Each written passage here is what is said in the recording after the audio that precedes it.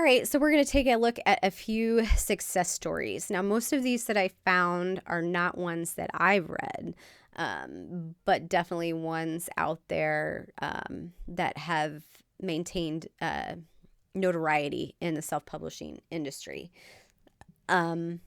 So first is Amanda Hawking, and she's The Power of Persistence and Genre Mastery.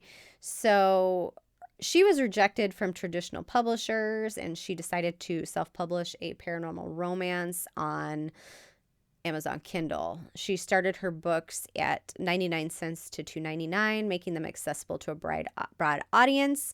What happened was nothing short of phenomenal. So within a year, she sold over 1 million copies of her books, earning $2 million. That sounds awesome. It wasn't just about luck. It was about knowing her audience and delivering what they wanted. Her stories tapped into growing popularity of paranormal romance and young adult fiction, and her affordable pricing strategy made her books interesting to readers. And so this shows that the pricing along with delivering what you want. Now again, and then I said don't price them at $99 or $2.99 cheap. I said look at what your genre is doing. A lot of romance is priced at this. So, she wasn't out of the ballpark, or she wasn't selling herself short on this pricing. But what she had to offer really spoke to people, and they bought $2 million worth of books. So yeah. Hugh Howey, leveraging serial fiction and building a community.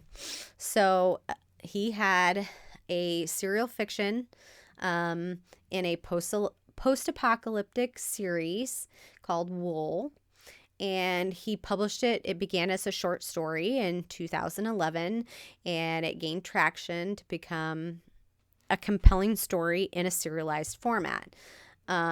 So he kept adding installments to it, and readers kept tuning in, eager to read the next one. They're waiting for the next one, generated excitement, generated a buzz around it. And so he had this whole community of people who were sitting there waiting for that next episode to drop. And so he became really, really popular, and it attracted the attention of traditional publishers, which led to a 6-figure print-only deal and ebook rights. So kind of a hybrid approach there. Michael J. Sullivan, crafting a hybrid publishing career. So he uses both self-publishing and traditional publishing, and I think you'll find that's pretty common nowadays. After initially self-publishing, he built a substantial following, attracted the attention of traditional publishers, and his book was picked up and re-released to a wider audience. But he didn't stop, and he continued to write and publish new works independently. He maintained the control over the creative output and continued to engage directly with the readers. And so using both platforms, he's able to build a successful career using both traditional and self-publishing options. Rachel Abbott, the importance of marketing and knowing your audience. So she is apparently a prime example of strong understanding of market and audience engagement, and can lead to self-publishing success. So she's a former TV producer, so you kind of have a little bit of market knowledge there to start out with. Turned to writing later in life, self-published her debut thriller. Marketing was meticulous. She studied the market, identified her target audience, and crafted a marketing strategy that resonated with her readers. So she advertised online, social media, email marketing, promoting her book, quickly climbing the Kindle charts. So she focused on what her readers wanted and how to reach them. And that's how she rose to success. Mark Dawson, mastering the art of self-promotion. So he self-published is a self-published success story that underscores the importance of self-promotion and building a personal brand. After struggling with traditional publishing, Dawson turned to self-publishing and found with his John Milton series of thrillers. So he had an innovative market approach. He became a master of Facebook ads. Like I said, in order to become a master of Facebook ads, you're just going to have to try different things and find what happens. He used them to build an email list and directly engage with his readers. His strategy use of advertising allowed him to reach a larger audience and convert them into loyal fans.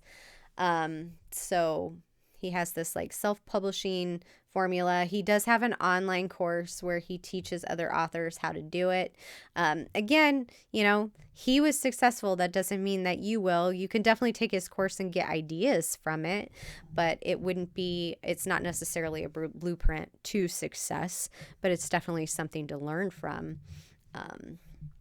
Absolutely.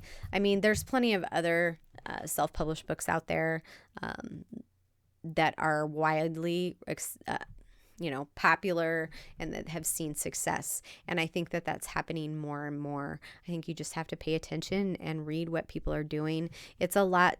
I mean, to get a literary agent and get picked up by traditional publishing, it's a lot like getting struck by lightning. Going viral on TikTok or something like that, that's also lightning in a bottle as well.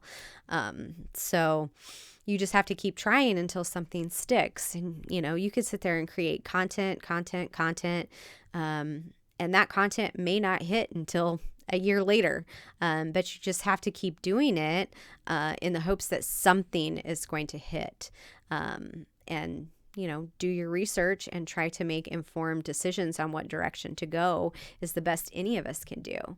So here's to hoping for success.